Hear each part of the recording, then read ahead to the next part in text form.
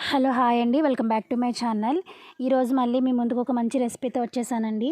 మనకి గవర్నమెంట్ వాళ్ళు లీటర్ పాల ప్యాకెట్స్ ఇస్తున్నారు కదా.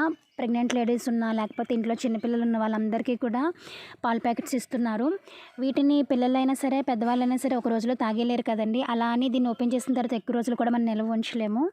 అలా కాకుండా దీన్ని ఒక మంచి రెసిపీగా తయారు చేసి పిల్లలకి ఇచ్చామంటే కనుక పాల ప్యాకెట్ వేస్ట్ అవ్వదు, అలాగే వాళ్ళకి చాలా హెల్తీగా ఉంటుంది. అదేంటంటే ఈ పాల ప్యాకెట్తో మనం పన్నీర్ ఎలా చేసుకోవాలో చూపిస్తాను. చాలా హెల్తీ అండ్ చాలా ఈజీ ప్రాసెస్. మనకి గవర్నమెంట్ వాళ్ళు చిన్నపిల్లలు ఉన్న వాళ్ళకి ఇలాంటి పాల ప్యాకెట్స్ ఇస్తున్నారు కదండి. సో ఇది అలా ఉండిపోయింది చాలా రోజుల నుంచి. అందుకని చెప్పేసి దీంతో చేద్దాం అనుకుంటున్నాను. అంటే ఇది ఓపెన్ చేయనంత వరకు ఓకే, కానీ ఓపెన్ చేసిన తర్వాత ఎక్కువ రోజులు ఉండదు. సో 2 days బ్యాక్ దీన్ని మేము ఓపెన్ చేసాము. పాలు రావడం లేట్ అయ్యేసరికి ఇంకా ఇది ఓపెన్ చేయాల్సి వచ్చింది. దాని తర్వాత ఇంకా ఒక 2 days మేము బయటకు వెళ్ళాము. సో అలా అలా ఇంకా ఇంట్లో చాలా పాలు మిగిలిపోయాయండి. సో వేస్ట్ చేయడం ఎందుకు, ఇలా పన్నీర్ చేసుకుంటే టేస్టీగా తినొచ్చు కదా అని చెప్పేసి చేస్తున్నాను అనమాట. ఇది లీటర్ ప్యాకెట్ అయితే ఇందులో కొన్ని తీసామన్నాం కదా. సో తీసిన పాలు ఇంతకు మించి ఉండవండి. సో ఈ రెండు కలిపి నేను చేస్తున్నాను. మీరు పన్నీర్ చేయాలనుకున్నప్పుడు పాలు ఎప్పుడైనా సరే చాలా చిక్కగా ఉండాలి. దాంట్లో వాటర్ కలిస్తే మన పన్నీర్ క్వాంటిటీ అనేది చాలా తక్కువ వస్తుంది, ఒక్కొక్కసారి అసలు రాదు కూడా. ఓకే, సో 1 లీటర్ పాలకి మనకి రెండు నిమ్మకాయలు లెక్క అనమాట. సో నేను 2 నిమ్మకాయలు తీసుకున్నాను.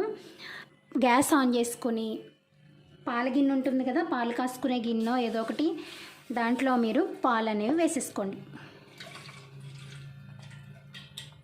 వేసుకున్న తర్వాత ఇవి బాగా మరిగించండి. ఫస్ట్ పొంగొచ్చే వరకు కూడా రానివ్వండి. తర్వాత ప్రాసెస్ ఏంటో చెప్తా.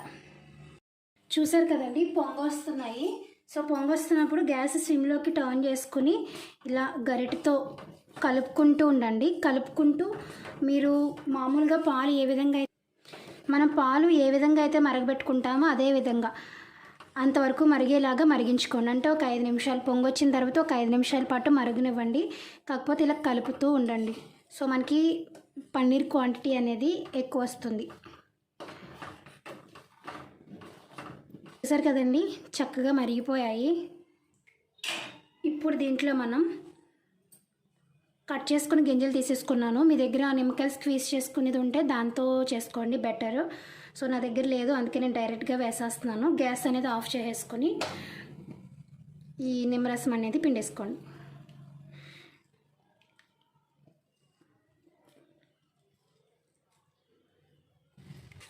చూసారు కదా, గ్యాస్ ఆఫ్ చేసేసుకుని ఇలా మీరు నిమ్మరసం పిండేసుకున్నారనుకోండి, చక్కగా విరిగిపోద్ది.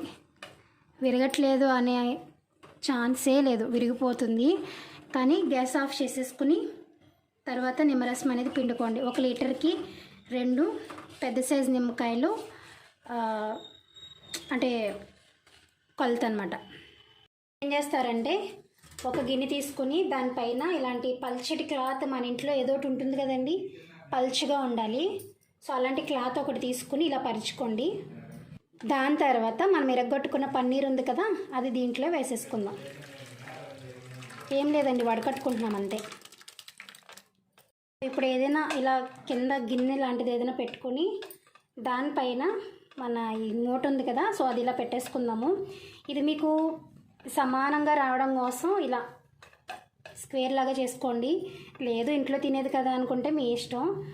సో ఈ మూడ అనేది కొంచెం ఇలా సైడ్కి పెట్టుకోండి, లేకపోతే మధ్యలో హోల్ కింద పడిపోతుంది. దీని తర్వాత మీ ఇంట్లో ఏదైనా బరువైంది ఏదైనా ఉంటే దాన్ని తీసుకొచ్చి ఇలా పైన పెట్టండి. బరువు ఎక్కువగా ఉండాలి. ఇది చూసారు కదా, రాయి, మనం దంచుకునే రాయి పెట్టాను. సో దీంట్లో ఎక్సెస్ వాటర్ అంతా కూడా పోతుందన్నమాట. షింకి దగ్గరగా పెట్టుకుంటే మీకు ఇల్లంతా చిరాకు అవ్వకుండా ఉంటుంది. సో ఇలా కనీసం 1 గంట సేపు అయినా వదిలేయాలండి. 1-2 గంటలు ఉంచితే ఇంకా మంచిది. లేదు అంత టైం లేదనుకుంటే 1 గంట సేపు అయినా వదిలేస్తే మన పన్నీర్ రెడీ అయిపోయినట్టే. మీకు రెడీ అయ్యాక చూపిస్తా. చూసారు కదండి, ఒక 2 గంటల తర్వాత మన పన్నీర్ అనేది ఈ విధంగా రెడీ అవుతుంది. ఎంత టేస్టీగా ఉంటుందంటే మీరు బయట షాప్లో కొనుక్కునేది ఏ విధంగా అయితే ఉంటుందో అదే విధంగా ఉంటుంది. కాకపోతే మీకు ఇక్కడ ఒక డౌట్ రావచ్చు, మన షాప్లో కొనేది చాలా వైట్గా ఉంటుంది, ఇదేంటి ఇలా కొంచెం ఇలా ఉంది అనుకోవచ్చు. నేనేంటంటే నిమ్మకాయని డైరెక్ట్గా వేసేసాను కదండి, సో దాంట్లోని చిన్న పార్టికల్స్ ఉంటాయి కదా, అవి కూడా పడి ఆ కలర్లోకి వచ్చింది. మీరు నిమ్మకాయలు పిండుకునేది ఉంటుంది కదా, దాంతో మీరు చేస్తే మీకు ప్యూర్ వైట్ అనేది వస్తుంది.